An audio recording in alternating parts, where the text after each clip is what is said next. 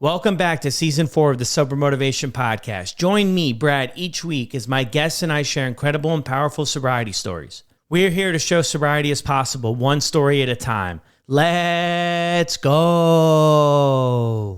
In this episode of the podcast, Dre joins us to recount her journey with alcohol, starting with a disruptive childhood marked by constant moving.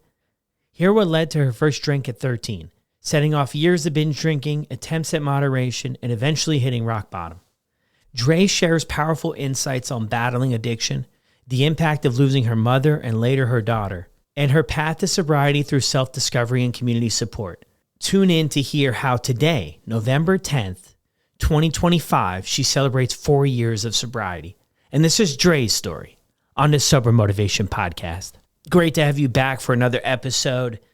So interesting. I recorded this episode last week, and Dre and I had obviously talked about 4 years coming up for her. And then all weekend I was thinking about this episode, just how big of an impact it had on me personally, because I was the only one to hear it at the time. And I'm thinking, I got to get this thing out on Monday.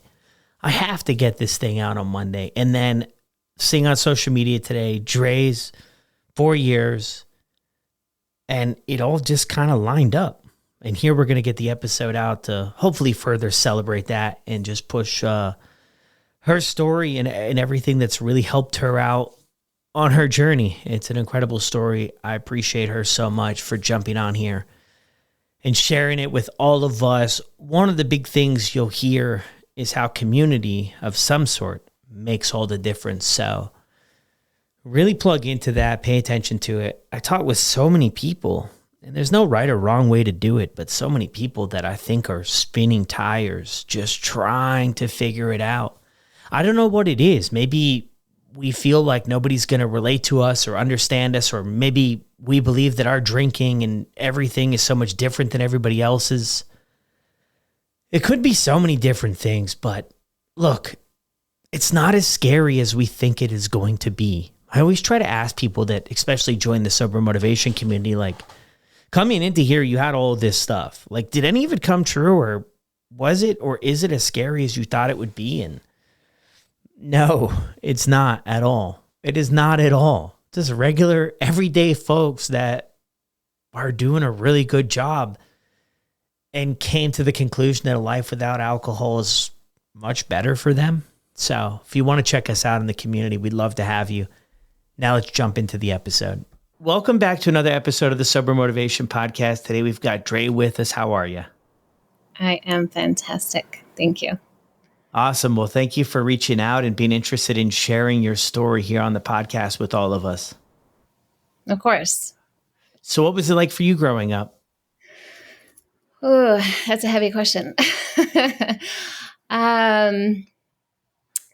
Growing up, I don't remember much of my childhood. I don't know if it's because I moved around so much and it was difficult to form connections, memories, that kind of thing. I had a father that tended to run from problems, or, kind of always seeking a better place or situation. So I was always moving. So I really don't remember much of my childhood before the age of 13. At 13, I discovered my father was cheating on my mother. He had borrowed a jacket of mine, and when I put the jacket back on, I put my hands in the pockets, and there were some woman's earrings in there. And it was that moment, it seemed like I just went haywire. It was pretty devastating. I already had a father that was pretty not emotionally available to the family or to me that I can recall.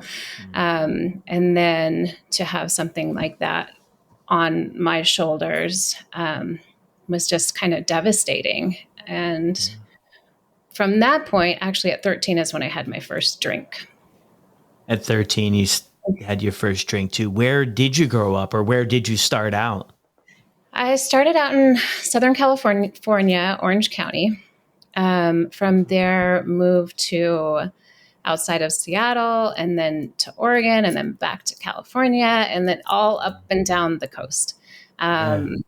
when I was a teenager, I was outside of Seattle, and where this incident occurred with my father and my first drink was in North Bend, Washington, on the outskirts. I think we really didn't do much out there, but ride dirt bikes in the woods and drink Yeah. and smoke cigarettes and that kind of thing. Um, and that's Yeah. where from there things just spiraled out of control. Yeah. Yeah. Did did you grow up seeing a lot of drinking, or like how would you kind of connect the dots? I'm always kind of interested in that, of to plug in or no. I don't remember anything of my family life or the Yeah. dynamics within the house. So I don't recall drinking being I know that my family today is not, they're not real big drinkers. It's not like at Christmas we're drinking. It's never been like that. But Yeah. for me growing up, I would say I wasn't around it so much. It wasn't like a daily thing, but I don't totally Yeah. remember. I just know that with my friends, that's what everybody did. And I know Mm. when I took that first drink, I felt a huge sense of relief and like, Mm. aha, this is what I've been looking for and needing all these years, because I was a very anxious, shy child.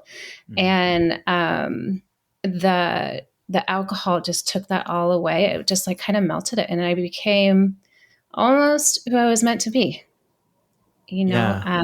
with the help of the alcohol. So Yeah. I felt I have recollection that I had the idea that this was going to be a problem. Like, this is so good. And at my Yeah. young Yeah. mind, I remember feeling, oh, well, here we go.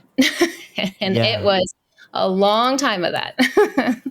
Yeah, which is so interesting. I mean, even back to the years that you don't remember things, like that's very relatable to me. And I meet some people and they could tell you what this day or at 3 years old and 4 years old, and then I'm just like, how do you guys remember all of these things? From your childhood, where I'm just like, I draw a blank on a lot of different areas.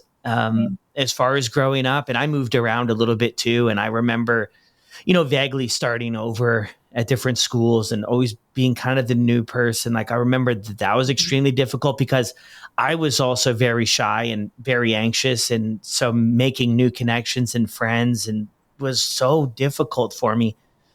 I started drinking sort of later than 13, but when I first started drinking, it was the same thing. Everything melted away. And what I remember most is that I was accepted by other people. And that's what I found, reflecting back. I didn't really know all this at the time. That's what I was really looking for, a community to belong to, a place to fit into. So how did things, like after your first drink there, and it's kind of what your friends are doing, and you have this sort of, man, this is too kind of good to be true. Yeah. So, like I said, it just made me feel like me. And I wanted to drink as much as possible, as often as possible. So at that time, I mean, I was young, but my friends were all older, maybe 16, something like that. So there was a lot of house parties, weekend house parties and stuff like that. I would go to as many as I could. And then that was interrupted when my parents decided to send me to boarding school. So Okay. I went to boarding school for the bad kids and out of control kids. And that stopped that for a little while. But as soon as I got out, I went right back to the partying and I mean, I can relate with feeling like you belong and it's a false sense of connection, right? You feel like you're Yeah. connecting with these Oh, people, yeah. but it's so superficial and it really means nothing. But I felt like I belonged to this group, and I essentially thought I was a shit, running around 13 years old with these older people partying and Yeah. whatnot. Yeah. Um, and then it just continued like that through my teens. I bounced around from schools. I went to traditional high school, and then that wasn't working out for me because I didn't want to go to school. I wouldn't show up. And then so I went to, at the time they called it alternative schools. So I went to alternative high school. but I just wanted to be partying and drinking. And it was really a struggle for me to actually finish school. I did eventually finish school. Yeah. Yeah. Um, but yeah, I just continued on that same path through my teens, just partying and Yeah. looking for the next thing. And I always just drank and drank and drank. And there was no stopping once it started. And it was Yeah. just until I passed out. And it was like that since I started. Um, Yeah. and I Well, always had the thought that I didn't want to do it. There's no way I could not do it. It was just a part. Like I loved it so much and I hated it so much. It was definitely a love-hate thing always. yeah. What was the boarding school experience like? Was this sort of in Seattle? Like they just sent you to this place or? It was north of Seattle in Bellingham, north. And that was so long ago. Oh my goodness. It was co-ed, so it was separated, but it was separated. Like we had the girls' dorm and the boys' dorm. And like when I first got there, we had to wear overalls and moccasins as kind of a uniform for Okay. like when you first get there, like you're in trouble. You're wearing the overalls and moccasins, and I don't remember much of it. I remember there was curriculum school kind of thing, but I remember when I first got there, I was given a toothbrush and I was told to clean the grout in the kitchen with the toothbrush. Like it was, it Okay. was a Could you thing. leave or no? Like, were you allowed to Oh, leave? no, you were out in the middle of no. If I tried leaving, I would just be in the woods somewhere. I don't even know Okay. where I was. Yeah. My parents were just trying to save me. I had just gone haywire, like I said. Yeah. So it was kind of a boarding school like that. Like, I remember we had to run 2 miles every morning before we could eat, that kind of stuff. There was a room where the director had a paddle with holes in it, and kids would be paddled if they Wow. weren't following the rules and stuff. So, it was a place for the wild, unruly kids to go. Yeah. I stayed several months. I don't remember the total outcome of it, but I know that I kept begging to leave. And finally, I was taken out by my father. And then things just, like I said, just continued where I left off before I went in. Yeah. I would imagine too, part of that conversation would be like, yeah, I'll do what I have to do and, good grades and show up for school. And Yeah. maybe I would just imagine that sort of be the bargaining. It's interesting. I mean, I was sent to like a rehab at the tail end of high school. Mm. But sounds like a little like it was a year-long program, but I mean, leaving was not optional.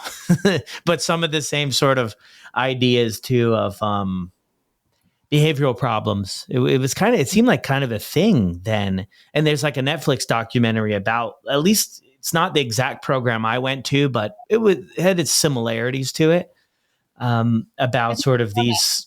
Sorry? Yeah.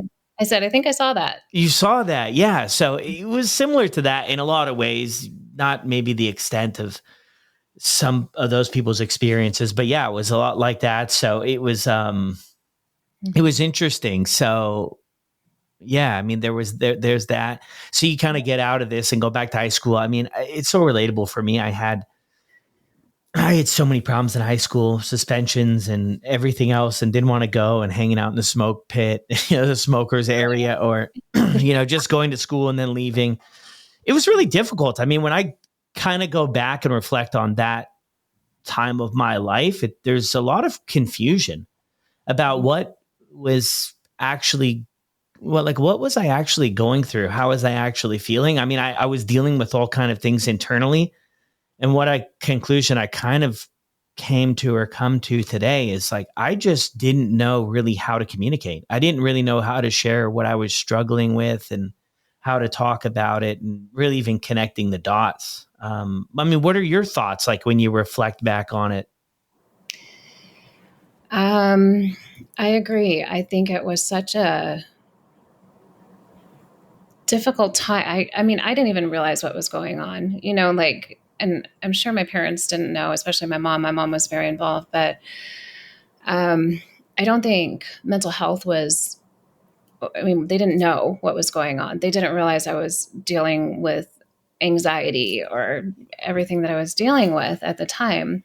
And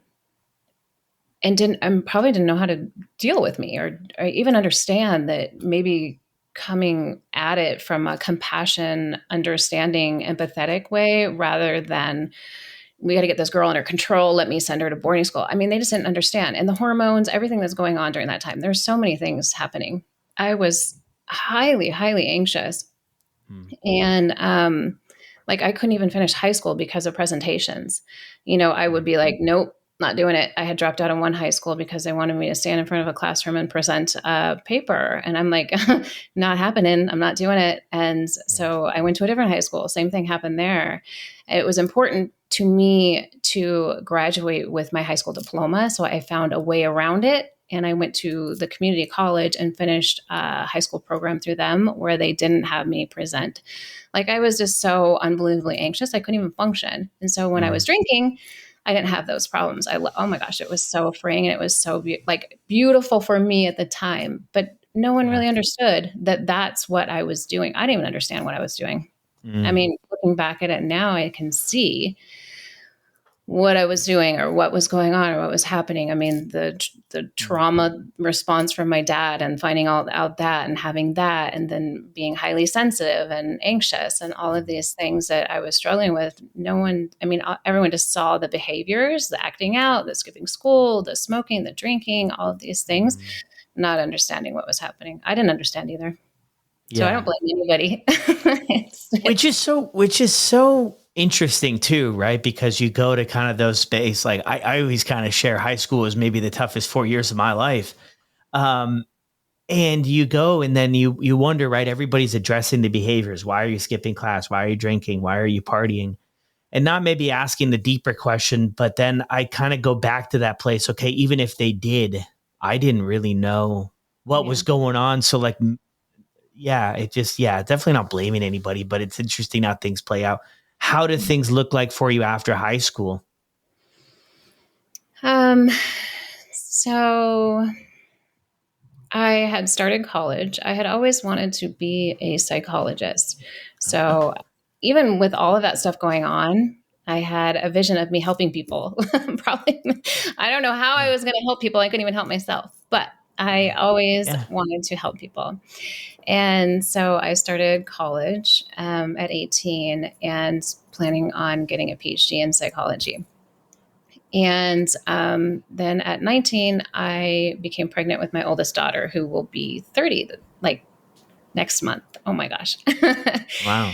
So once I became pregnant with her, it became a priority to be at home with her and stay with her and focus on her and raising her and the family and whatnot. So I stopped school at that time.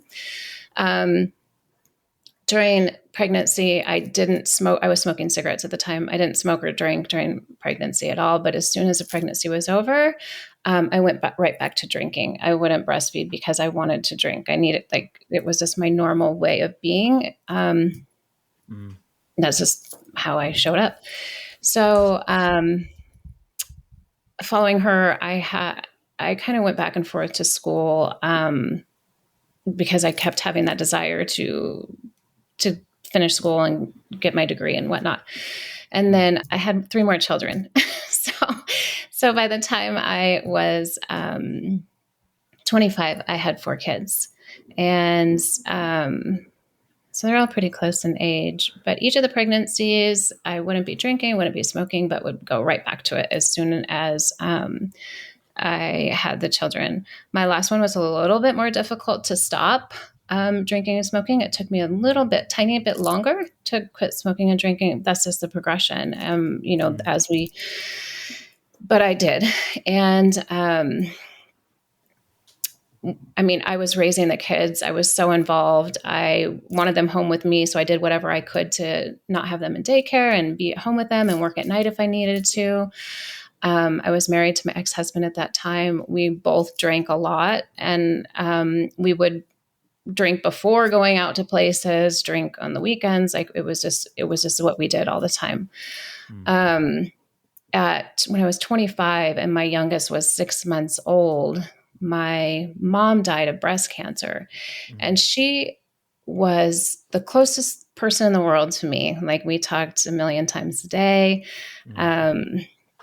I had actually moved into her house to take care of her at end of life. And so going through that at that age, and she's probably what I would consider the only family I had. She was really, I mean, my dad wasn't really supportive or around. I mean, he's around in the background, but not like supportive, like you'd need a family to be.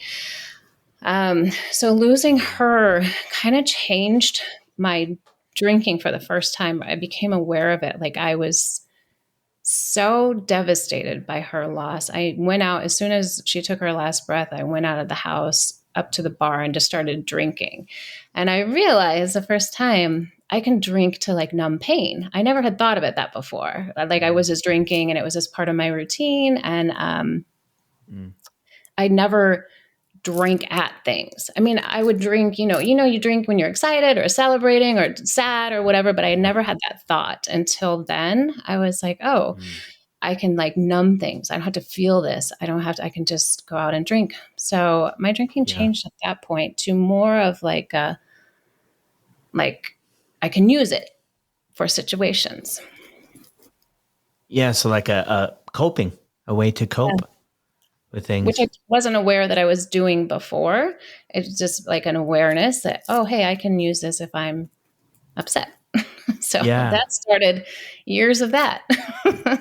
which I mean, I think that's a really great insight to look back. And I love the way you mentioned it there, drink at things. I feel like I've heard that one other time in my life. Somebody's mentioned that and I've heard it. And you identify sort of a shift there, a shift of things that are happening as to where it's drinking to celebrate, to connect, just sort of that routine that you're in life. And then now it's sort of creeping into this other area too. Things are pretty busy for you there though, 4 kids and, everything like that. Are you still in the Seattle area? Or did you guys move? I was still in the Seattle area, outside of Seattle in, where was I? Kirkland, outside. Okay. But following my mom's death, we moved somewhere, and then I needed to get out of the Seattle area. I was just having a difficult time with the weather and the grayness and the cold and all that kind of stuff. I wanted to move somewhere where there was more sun. My mom wasn't there anymore. There was no reason for me to be there. So we moved to Arizona when I was about 26 years old. Okay. Like your whole family. I took all the kids, my husband at the time, the animals, and brought them all down here. Yeah. Down here. So then you're still in Arizona. And still in Arizona. Yeah. Yeah. There's a lot of sun. A lot of sun. Yeah. Up until this point though, have you had any thoughts about alcohol being a problem, or this isn't really helping me out, or are you trying to quit, or trying to make moderation or kind of bargain with yourself, make deals or anything? Yep. I went to rehab when I was 21. You went to rehab when you were 21. Okay. I forgot that part. That is the only rehab I went to. And I went when I was 21. My mom sent me. So drinking has been a problem since I started. Like I said, I could never stop. Once I started, I couldn't stop.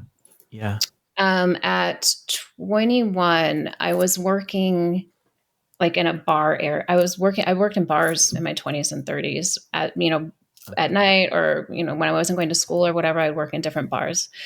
And I would, after work with that culture, everyone sits around and drinks and hangs out and we connect like really deeply. It's not a deep connection. It's the most but you think it is, but at the time it's like, this is great, right? Yeah. And you think it's the most important conversation of your life. Oh my gosh. I'm so embarrassed by those conversations sometimes. I'm like, it's like, yeah. But that was my life. And so I was married with kids and I wasn't behaving, appropriately. Like I always had the best of intentions. I'm going to have one drink and that's not happening. So, but I would convince myself I'm only going to have one drink and then I'll go home. and I couldn't. I'd start drinking and I'd just stay out all night and then come home. And I had a husband and kids at home. Mm. And it's embarrassing to think of that. And that's not the kind of person, I mean, not that I had a problem, so I went to rehab when I was 21 and did 30 days. My mom sent me. And I got out and just started drinking again. So I knew I had a problem, and I would always be very sorry for my behavior. I was very sorry for my behavior, and it wasn't a lie, and it wasn't just to say it so I can keep doing it. I was embarrassed by the way I was behaving, and I knew better, but I couldn't stop it. And it just had a hold of me at that point. Mm-hmm. And so it was always an apology, and it was always, it'll never happen again. And over. I mean, that was my whole 20s were like that. Yeah. So, and I knew there was no way I was going to quit though. Like, I don't even think quitting was a thought. Yeah. Like I don't even think at that point in my 20s, the thought of quitting was even an option. I knew I had a problem, but I would always just say, it'll never happen again. And I didn't start thinking of quitting until like my late 30s, maybe. Yeah. Yeah. Which is, I mean, it seems like a common trend, like knowing there's a problem, but there seems to be like I don't know if it's time or in everybody it's going to be different, but there's something that people share has to happen, or some awareness that has to come into the picture of like, okay, I have a problem, and then now I'm willing to do something about it. Realizing just on its own that we have a problem doesn't necessarily springboard us into immediately saying, oh, well, I have to look after this. But everything going on too, your family and everything, like that's probably throwing a wrench in a lot, relationships and in things too. Does that weigh on you at all through all of this? It did. So I would apologize to my husband at the time. Mm-hmm. And he was very accommodating, and he would say, okay, and it was always just it was almost an enabling thing, and it happened over and over and over again. I have regrets, but I don't. I mean, I'm so grateful for everything and where I am today. So like everything worked out the way it was supposed to, At the time, there were times where I couldn't show up for my kids the way that I wanted to. And my kids were everything to me. I was very hands-on mom, like homemade food, all like healthy, very special parties that I would plan for them, really special experiences, and making scavenger hunts in the neighborhood or when we went camping, and always wanting to make really great memories for them.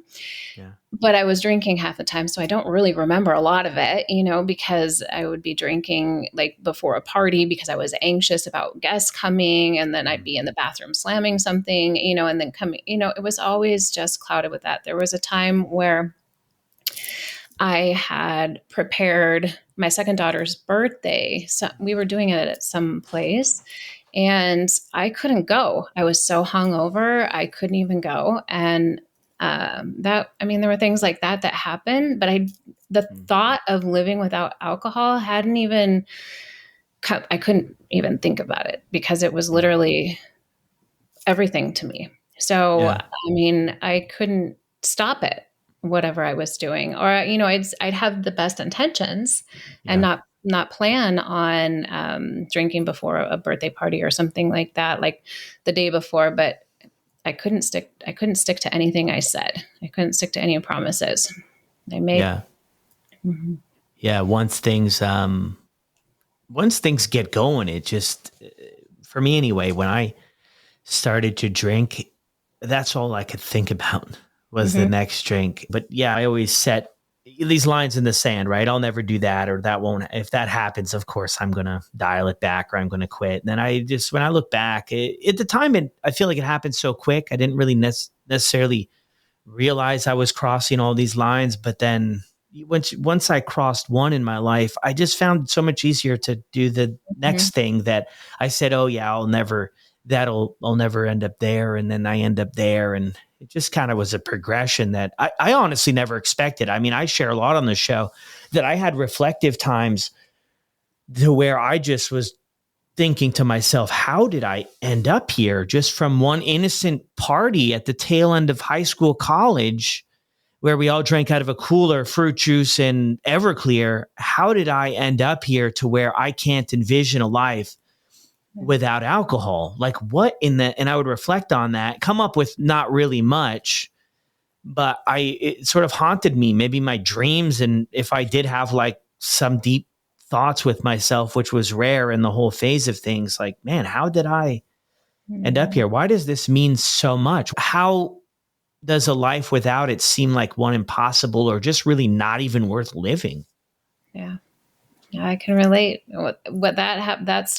That thinking started happening in my 30s. Like I was like, I would rather not live than live without alcohol. I didn't know how I was going to do it. Like I got to that point where I would think that, like, I can't even imagine a life without alcohol. There's no way I can even go on. Like, what's the point? Yeah. so, Yeah. so yeah. Did you share this with anybody throughout, like, say your 30s here where we're kind of at? Like, did you share with anybody your struggle? Did anybody else notice it? I know you had shared that your mom had sort of intervened at 21. Did anybody else? No. There was really nobody else in my life. It was me and my husband. And it was just him and I. I never let anybody else into my circle. That comes from a childhood of being unable to make connections or knowing how to make connections with people. So it was all very superficial. It was all the bar people, those are the people that I would meet at night or on the weekend or whenever. But I never brought anybody into like friendships or like bringing people in. It was just me and my husband during the whole time. And like I said, he kind of was an enabler. I mean, he loved me and he just wanted to make sure that I was happy and safe and all of these things. So we were young and he did the best he could. And I don't fault him for doing what he did. He was drinking also and having his own issues with things, but no one around me said anything or did anything. Because I wouldn't let anybody in. So it was just him and I, and we just were doing our thing. And I was even drinking before like interviews and stuff. And everywhere I go, I'd be drinking. And there was no intervening, and there was no thoughts of really stopping. Like I said, I couldn't even imagine life without alcohol, and I didn't want to imagine it. It had become my best friend. Like my absolute best friend. And there's no way that I was going to give it up. And until I got to the point where I started thinking I had to. And that's where everything started changing. So, yeah. Yeah. And when was that? When did that process start? Because we chatted a little bit before here, and I think it's similar to a lot of people's journey. There's some sort of things we introduce to our life, and then maybe like we don't necessarily quit right then. The first book we read, the first podcast we listen to, or the first thing that happens, but maybe that's preparing us. Like, when did all of that process start? So time is really funny. A lot of my memories are just gone from blackouts, and I was chronically blacked out. But I think the starting to think about, okay, I have a problem, I need to do something about it. I'm trying to think of how old I am and when this all started happening, was probably in my late 30s. So I'm 49 now, and I will have 4 years of sobriety in about 3 days. So I started thinking about this in my late 30s, and I started thinking, I have a problem. Well, I started Googling, do I have a problem? For years, I started the Googling thing. Am I an alcoholic? And it kept if you could score 100, I'd score 150. On every single test, but I kept having to take more tests. And I'm like, no, there's gotta be something wrong. Like maybe if I answer differently, I won't have a problem. But obviously I had a problem if I have a problem. So I Yeah. started doing that in my late 30s. And also, my ex husband and I had separated at that time. And so I started just kind of doing some work, like personal development stuff at that time, just kind of like more reflecting and not so focused on him. Mm. And that was the first time in my life I haven't been focused just solely on a partner, you know? So that's when that thinking started changing. Like I need to change this. So that's when moderation started being introduced. That never worked. Mm. And so that was years of doing that, thinking that, doing the test, reading the literature, and then trying to figure out a way to keep drinking. I even looked at the moderation something where you can like count how many drinks you have in a day. And I mean, just, I Yeah. was literally driving myself insane thinking Yeah. about it and all the energy, thinking about it now. Cause I don't use that energy anymore. My energy, Yeah. like my thinking is on beautiful things now, not on the obsessive compulsion that alcohol caused. Thinking about it now is making me like, oh my God, like that Ready was for terrible. a nap. We're ready to Oh have a nap here. Oh my gosh, that was a terrible time. But I was constantly thinking, okay, well, if I just do this, and if I get I had a calendar with days marked or how many Mm. drinks I could have, and like everything. Okay, you can Yeah. only drink beer on this day, and I was, Yeah. Do you, that's exhausting. yeah. Do you, it is. I mean, very much so. I think it's a very relatable story for a lot of us, right? We want to try to keep it all together, but maybe minimize the consequences and minimize the shame and minimize the guilt and stuff. I mean, do you feel, as weird as it might sound, that was sort of a bridge you had to cross? Like maybe Yes, you had to try all of this sort of, now we can really see it for what it was, but kind of this madness, you had to check these boxes or this box to just really come to the conclusion that this is not getting me to where I want to be. definitely 100%. And it was just part of the process,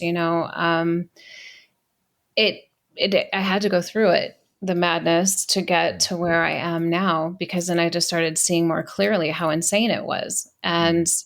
And it wasn't me.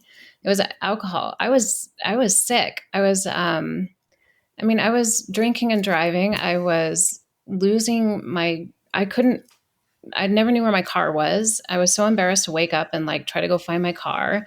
I was so embarrassed to wake up in the morning and see, like, oh God, who did I text last night? Oh my God, so Mm. many things were happening, along with the moderation. I mean, I was literally driving myself insane, Mm.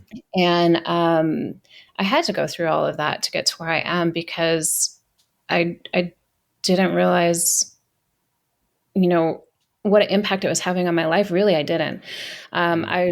So in my 40s, I started getting really sick, like physically sick. I had not kidney problems, liver problems. My whole body was just in so much pain. I probably had liver disease, cirrhosis of the liver or something, but I would never go to the doctor and tell them anything that was going on. I was just taking herbal supplements. I'm Yeah. like I'm like drinking 15 drinks in a sitting, or 15 to 20, and then I'd take a supplement to like kind of try to fix the pain I was having. It was Yeah. madness. Um, Wow. but all of it, to go through all of it, had to happen to get Mm. to me to where I am. And I mean, it was a very long time of drinking, 30 years or so. Mm. But without all of those experiences, I wouldn't be able to have this tremendous joy I have in my life now. Like, I think for me personally, this has been my path. And now I get to experience like so much joy. Mm. What brought me to like uh, actually trying to get sober is taking all those tests, realizing I had a problem, and finally getting to the point where I was like, even though this is my best friend, I got to figure out how to get rid of it, because it's literally killing me. And I need to be here for my kids. And the way I was behaving was so embarrassing. And I I mean, my kids didn't see everything, but they knew what was going on. There were times where they saw me in terrible situations and they had to help me. And those are my kids. You know, they're having to hold me up while I'm having alcohol poisoning. And how sad is that? And I had my second daughter bring over my grandkids once so I could watch them. And she got there, I was drunk, and she said, "I'm not letting them stay." And I was like devastated. And that was actually about a year before I finally got sober, is when that happened with my daughter Jordan bringing the kids over and not letting them stay. So, yeah. Yeah. So you kind of go through this moderation, stage of things where you're trying all this stuff. I mean, what is your sort of routine? Like, are you still going out and the after work type thing, or is it becoming at home, or is it still 50-50 or? So the last year of my drinking, I was completely at home. I wouldn't even go out anymore. The year before, I was still going out. I was going to the bars that I worked at and doing the whole, greatest thing in the world, while I'm not remembering anything, when I'm coming home, unable to function, laying on the floor, vomiting. I mean, just the last year I couldn't even go out anymore. I was completely at home. And my drinking, my binge, so I was a binge drinker. I don't know if I said that, but they started getting longer and longer and longer. And I started doing that about 2 or 3 years before I finally got sober. They started extending to 3 days, and they would extend into Monday when I was at work. And when I was at work, I'd be literally on the bathroom floor all of Monday, just dying, trying to keep it together.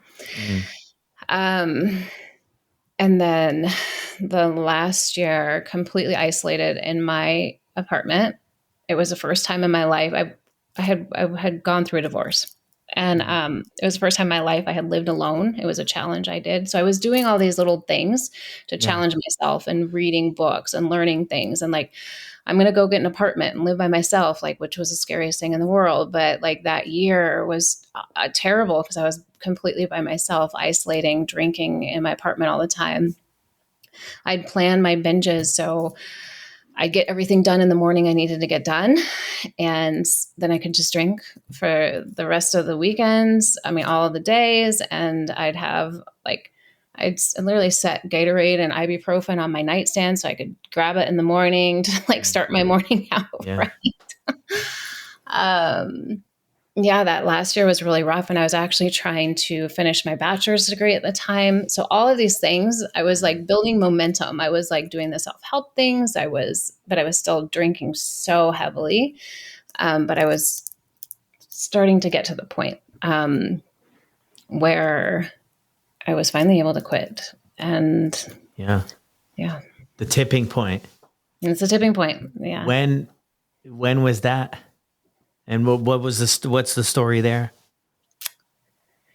So I had spent a year in that apartment and by myself. And I think it was about 2 months before I moved out of there. So the motivation, the ideas that I needed to quit, writing the love letter to alcohol, saying goodbye, all of these things, I was working on all these things. And then, but I was completely by myself. I still didn't have I didn't have anybody that knew what was going on. I didn't have any friends that I could tell. I probably did, but I just didn't tell anybody. I didn't reach out, I just never was the type of person to reach out. So, I kept thinking I needed to go to a meeting, because that's what you hear. You need to go to a meeting. And I'm like, I'm not going to a meeting. So I would drive up to a meeting, and I'd sit there and I'd cry and I'd leave several times. And I finally got the courage to go into a meeting one night. And that's when I was still in that apartment living by myself. I went in and I literally cried the whole time I was in there. I couldn't even say anything. I was like, I can't believe I'm here. I can't believe, but I stayed. And I stayed the whole time, and I just cried the whole time. I was like, oh my God, I can't believe this is my reality. It was more like the fear, the thought of giving up alcohol. Like I still couldn't even imagine a life with it, but I knew I had to. And I had gotten to the point where I was thinking, I have to 100% change my legacy for my kids. Like I cannot, like this cannot be my legacy. Mm. Being in my apartment, cleaning my house with the music on, drinking a case of beer and my 6 vodka rock stars. Like this is what I'm going to leave for my kids. Like I was like so determined to change my legacy and like do something.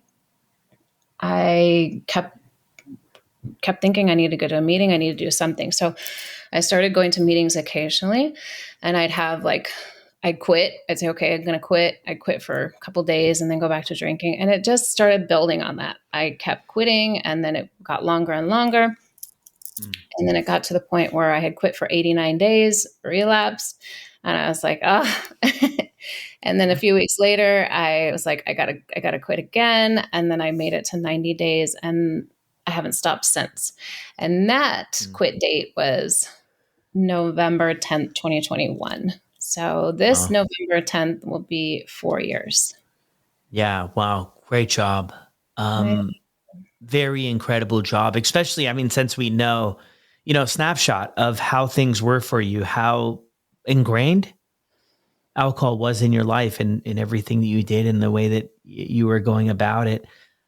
How, like, what was the experience like in the beginning? I mean, how were you able to remain determined, even though maybe your goal wasn't achieved, to get back up and get back at it, as opposed to it didn't work out, it's never going to work out?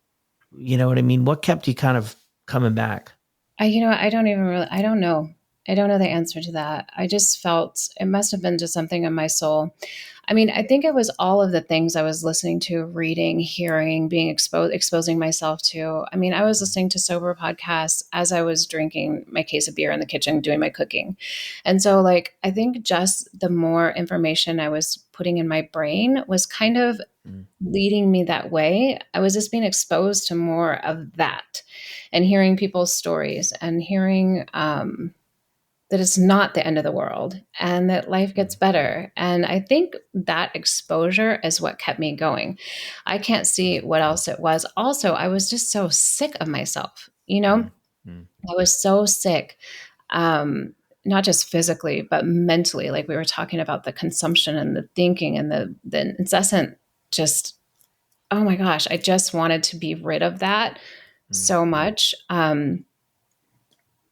Although the fear of missing out, the fear of living a life without alcohol was always there. I must have known through the things I was hearing, reading, being exposed to, that there was something better. There had to be something better. I mean, I was a slob on the floor, throwing up all day long, dying. There has to be something better than this. I mean, this is not glamorous at all. So that's what kept me going. And I just remember that feeling of, my daughter not letting the grandkids stay with me, and like how this is how I'm not going to be this grandmother, this mother. I can't do this anymore. Yeah. So It's like worlds collide in a sense. Everything becomes maybe clearer. We see it for what it is. And it's that sick and tired of the same things. I mean, I think throughout the process too, of all of the day ones and the moderation and everything, I remember in my story, I really lost trust in myself to where I had made all these deals, countless deals and countless agreements with myself. And, maybe sometimes I followed through, but the vast majority I never did. So it was really hard in the beginning to sort of build that trust with myself that I was going to be able to do all of this. But it's also interesting too, because I feel like, okay, we listen to the stories, right? We listen to it. And I remember my first batch of meetings I went to and people's lives were changing and they were sharing about it. And I was like, that's great for them, but I just couldn't relate. I couldn't see past where I was that my life could get any better. Like one guy I remember, he shared he bought his first car or something. And I was like, I'll never buy a car like that. I'll never buy, like, what's wrong with that? I just couldn't relate because that was just a place where I was. So, but it seems like you really picked up a lot. Like you believed in people's stories that if it got better for them, it could get better for you. And if it wasn't better for people, why the heck would everybody stick around? You Yeah. really picked up on that, it seems like. Yeah. I felt like, I think that's what was happening. I mean, I was nonstop filling my head with these messages. So I Yeah. think it was getting to me on some level. And I mean, not that I was really aware of it at that time, but it was definitely sinking in that there's a better life out there for me. Although I can relate in the meetings and hearing people talk about how great their life is. And I'm sitting there just wanting to die and Yeah. like, not even like, I'm like, I don't even know how I can get from here to that point. Yeah. But I'm at that point now. Yeah. So, Yeah. it happened. And Yeah. so there's some truth in that. So I think just Mhm. consuming all that knowledge all the time was very Yeah. helpful. Mhm. Curious you mentioned that too. Like it's sometimes when you listen, people are in a different place and it can feel like it's not relatable or maybe it's just not possible. What would you say if somebody was listening to it and they're just thinking, my goodness, like that's how I'm feeling right now. I'm consuming the podcast, I'm drinking, making dinner, I'm not getting the results. And maybe I have a hard time believing for myself that things could ever change. What would you mention to somebody if there was someone out there? Oh my gosh. I would say that it's there, and you may not see it now, you may not believe it, but you have everything within yourself to do anything you want to do, to create whatever kind of life you want for yourself. You may need help finding the keys to unlock that within yourself, but I promise you, it's there. Mm. And just stick with it. It will be amazing if you do the work and you get through it. Yeah. Yeah, Mm. beautiful. I mean, it's kind of like maybe blind faith in a sense too. Like if you stick with Mhm. the process and you keep listening, like maybe it will click. Maybe it'll make sense. Maybe you'll kind of get started too. Yeah, I love that. That's beautiful. So you make this decision in your life, right? I'm going away from drinking. You were plugging into, you mentioned there are a couple of meetings, but we had talked before we jumped on here. I mean, you're listening to the podcast, you're reading the books, you're working on self-development, but as far as like sobriety support goes, what did that look like for you? Other people that were, doing it and stuff. I mean, yeah, go No, ahead. I didn't bring that into my life. So I did go to meetings occasionally. In the beginning, they kind of triggered me a little bit. And so when people are talking about alcohol, I would start craving alcohol a lot. And the one of the meetings I chose to go to, I mean, I could have changed locations, but I would drive past the bars, like on the way home, I would drive past the bars Mm, that I used to frequent. And so the whole experience was just triggering. And so I didn't go to meetings very often. And, but I wanted to see if there was value in the meetings for me. But mm, other sober support, I didn't have any. Um, that first year of sobriety, I really just kind of hunkered down in my house. I bought a house and after that apartment, and I was just working on projects in the house and just staying in my house, doing the work, doing the books, journaling, practicing gratitude. Gratitude completely changed my life, a daily gratitude practice, which I had started mm, prior to actually getting sober. Doing a ton of just reading, working on the house, connecting with nature. I did a lot of hiking, just time mm, alone. And I kept thinking that I really need to find my tribe, like they say. You need your sober tribe, your community, or whatnot. And I kept thinking, I need to do this because I had never had that my entire life. It was always alcohol mm, and my ex husband. And I knew the importance of it. I knew I wanted to start building community and finding these people. But I also had a very difficult time socializing without alcohol. I didn't know how to act.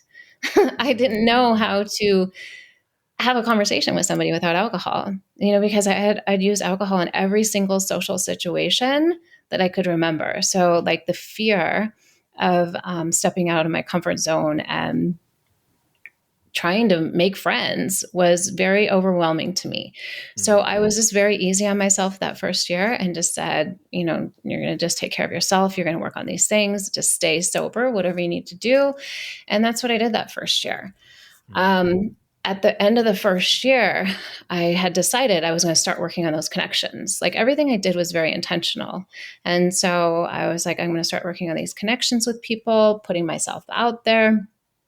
I wanted to volunteer for the Phoenix and lead hikes in my area and start doing these things where I could make connections. I want to say 2 weeks after I had made that decision, I lost my second daughter in a car accident. It was a alcohol-related car accident. So that stopped all the connection making, finding my tribe. I was just focused on grieving and getting through that that devastating loss sober. So I did know, I worked in the substance use disorder field. I did know 2 people at work that were sober. And so I had reached out to them and I called them and I said, this is what happened. Whatever you do, you just don't let me drink. Whatever you can do, call me, whatever you need to do. I can't drink during this time because I know if I start drinking, I'll be dead too. So, unfortunately, I didn't have the community I needed. And I was single. I didn't have any friends. I didn't have any meeting, no sponsor, nothing to navigate the loss of her. But I was able to do it somehow, some way. Yeah. So sorry to hear that too, especially where you were at in your life too, with turning things around. You had mentioned there too, you were, did I understand it correctly that you were working in the substance abuse field? Is that what you said? I was, yes. Yeah. So you reached out to somebody there and connected. Yeah. Yeah. Yeah. And I just wish I had that community. But I mean, it all worked out the way I needed to. I needed to take that first year the way that I needed to. And then, I mean, you can't prepare for things like that, losing a child or something. And had I known that was going to happen, maybe I would have tried to get some friends on board or something, but I didn't. And I did the best I could with what I had. It's ironic that she died the way she did, drinking and driving. She was also the daughter that told me that the kids couldn't stay at my house because I was drinking. So it was all really just a awful situation, an awful thing to be in. I remember when my mom died and going out and drinking, and I wanted to do the same thing. And I knew I couldn't. So I didn't. So I gave myself some time. Sorry. That's okay. Gave myself some time to figure out how to grieve, how to deal with all of that. And then I started working on building community, which I have been the last 2 years been working so hard on. And it's amazing. And I have friends now and I have community, and I lead sober community hikes for the Phoenix in my neighborhood. I also have a grief support hike, a Facebook page that I started for grief support. So I've made friends. I mean, it's just amazing now that I have community and friends and all the things that I had been missing my whole life. And so super excited now. Yeah.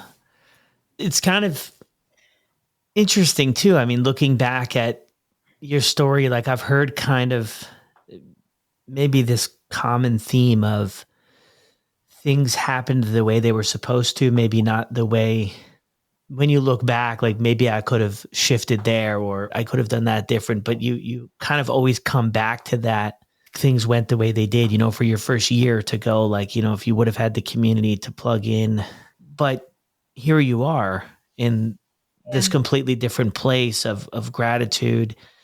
And it sounds like a lot of giving back to others.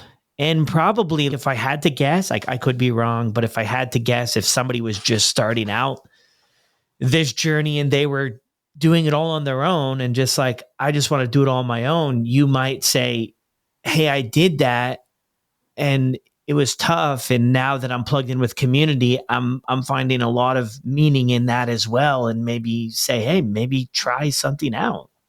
Yeah. I would definitely suggest having community. It's hard though. I mean, if you're not used to it, if you're not used to having real authentic connections and relationships, it's very unfamiliar and really uncomfortable. So some people just may not be ready. It's easier. It's way easier to do it with people. I wouldn't recommend doing it on your own, but it's possible. I mean, I did it and other people have done it. And, but if possible, I say community, get involved somehow, some way, whatever, lights you up, whatever you enjoy doing. Try to start working on those connections early in sobriety so you have that support. So if something happens, because life is so unpredictable, you never know what's going to happen day to day, and you may need the support of people. So you don't end up going back to that miserable life. Yeah.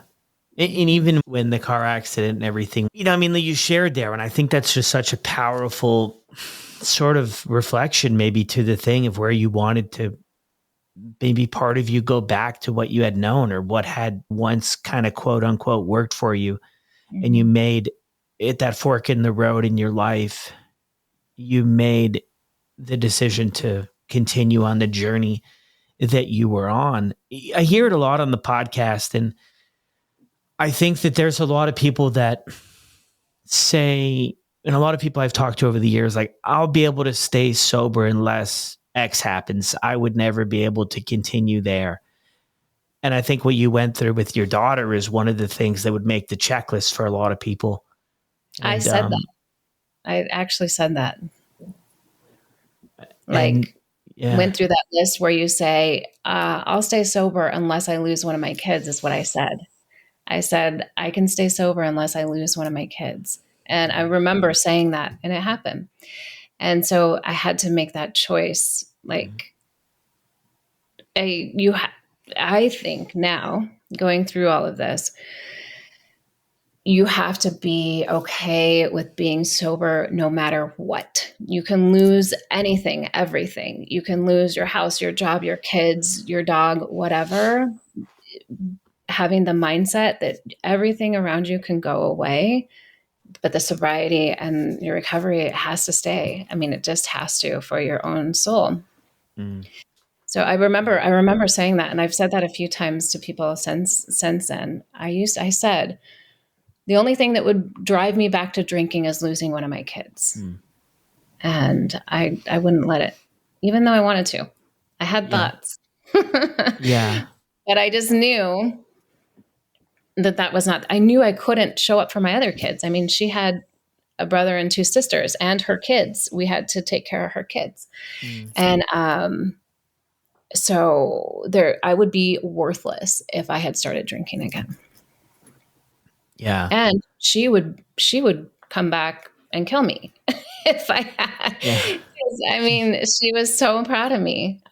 So yeah, there's no way I could. But for your sobriety, you had a conversation about the progress you were making with her. Yeah, with your daughter. Oh yeah. She was very proud of me. All my kids are very proud of me. Yeah, that's beautiful. Kind of moving forward there too. Like, I get the sense there, kind of before this happened, right? The community, you're not really plugged into it yet. You shared something earlier that really stood out to me, is that we have the tools like within, like maybe we know a little bit more than we give ourselves credit for. Maybe we're a little bit stronger than maybe we even realize. And Mhm. then your situation there is where you really doubled down and plugged in, and you really did have what it took to not drink in that situation. And I'm sure the rest of the process, could be something of a lifetime type deal for you, but to make progress on all of that. And I think that's a beautiful message to send to everybody, because I think we feel very hopeless and very powerless in so many ways about, do we really have what it takes to change our life, and to do the hard things with everything.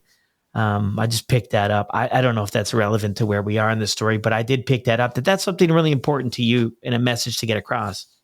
It is. Yeah. I just want people to know that they are capable of anything and everything. And I mean, if I'm going to cry, but that's okay. I cry all the time. Okay. And not, I mean, there's nothing wrong with crying. Um, if I had thought before that I would lose a child the way I did, I never would have thought that I'd be able to make it through, survive something like that. And not only have I survived, I've done it sober. And now I teach other people. And it's my mission to teach people that they can create whatever life they want for themselves, no matter what their story is, no matter where they're at. They can truly have such a beautiful life, even when there are devastating circumstances. There's people all over that have traumatic things happening to them, Mm. but you do have the power to still have a beautiful life over here. Mm. It's really important that I let people know that they can do that, and it is within them. And like I said, just maybe you need some help figuring out how to get it out of you, or how to work it, or how to navigate the world sober. Whatever it is you do, you may need help doing that. But it's all here. It's all inside. It's already there. It's just learning Mm. how to access it. So Yeah. Thank you so much for sharing that. Just heading towards wrapping up here, coming up in 4 years on the 10th here, November 10th. Incredible job. Really incredible.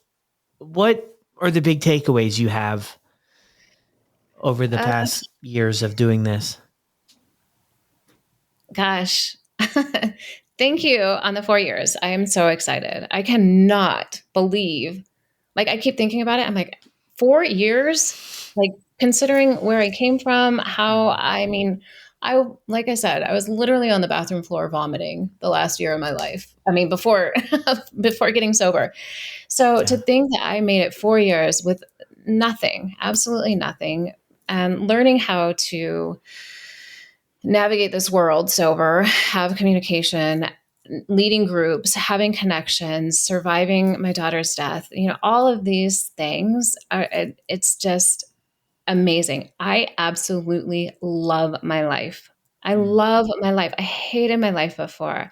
I was just so, ugh, God.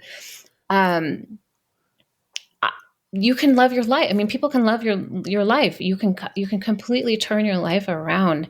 It takes some effort. It takes some energy. It takes commitment, but you have the ability to absolutely love your life. I have so much joy in my life. Every day I wake up so grateful for everything I have in my life and every experience I had. All of these experiences, even my alcohol use disorder, even like all the things I've experienced, I'm grateful for because it has brought me to this point. I'm not grateful for my daughter's accident, but it happened. From it, I have learned what I can take from it and teach others, and how I can show up in the world, and what I can do with what happened. Um, I want people to know that you have the ability to completely change your life around and go for whatever you want. Yeah. I'm excited. I'm excited for other people. I'm excited for myself and my family. I've completely changed my legacy for my children like I wanted to. Mm. Um, Now they can look at, I'm getting ready to graduate with my master's degree and continuing on Wow. the path that I started when I was 18. So anything is possible. Yeah. Wow. A doctor next? Is that next? Or you don't know? Well, so that was the original plan, but right now I have senioritis and I am so tired of school. So we'll see. But when I was 18, that was my original plan. So I'm doing all the things that I said I wanted. I mean, I'm finishing all the things I started and just living life and loving it. So Yeah. Well, thank you so much for sharing that too. Another interesting thing and that I would like to get your thoughts on. I mean, if I kind of popped into your world on say November 8th or November 9th of 2021 before you had quit drinking and I told you on the 10th will be your last day drinking, I mean, what would be your thoughts? I mean, was it planned for that day or no, no, the ninth. So this was shortly after I had bought that house and I wouldn't allow myself to drink in that house because I was on that trajectory of sobriety. You know, I had kept starting and stopping. And so I would take the alcohol and go to the park and drink right next to my house because I was trying to keep the space sacred. I was like, I can't bring alcohol. I'm really, it was awful. So on the 9th, I was drinking in my car and at the park, like literally around the corner from my house. Yeah. And I was peeing in a big old cup. Like, and if you had dropped in then, no, I would have, I would have said, well, you must be a miracle worker because I can't stop this stuff. Look at me. I'm over here. And that day I actually booked a whole trip to Mexico in a blackout because the next day I saw the charges in my email. So Wow. if you had dropped in then and told me that would be my last day, I never would have even, I would have been like, well, you better be a miracle worker or something because look at me right now. I'm sitting here doing all this stuff, but it turned out to be that way. And it's so amazing. Wow. Thank you for sharing that too. I always try to like kind of reflect on that because I think I think there's so many people out there. I don't know everybody who listens to the show. Well, let's just say there's one person out there. I think there's one person out there that has no idea that their tomorrow is going to be their first day. That's so exciting for them. You know? I know, that's true. And they have no idea. And they have absolutely no idea that their life changes tomorrow. That made my heart just so happy. That's amazing. I'm so excited for them too, because that's just the beginning of just greatness, truly. So true. That's how quick it changes, right? Everything kind of is colliding of the worlds, you know, everything that we've been through that we thought was our biggest shortcomings in life. It's so interesting how it becomes maybe what springs our deepest gratitude of that we're not living like that anymore. Thank you so much, honestly. Incredible. Any last thoughts before we sign off? No. Besides, I just want to thank you for this space and thank you for what you do. And it is so important, the work that you do. And that's it. I'm so thankful for this space and your time and your story and hearing everybody else's stories. So I pray that more people's day one is today or tomorrow. Like I'm super excited for them. Yeah, same. Is there anything we can do to support you? Just keep doing what you're doing. Okay. Yeah. No, I love that. Thank you. Where are the hikes at in Arizona that you do? So my grief hike, I'm kind of doing them more in Sedona up north. So that's, like I said, my Facebook group, it's Hiking Through Grief. And I do those once a month.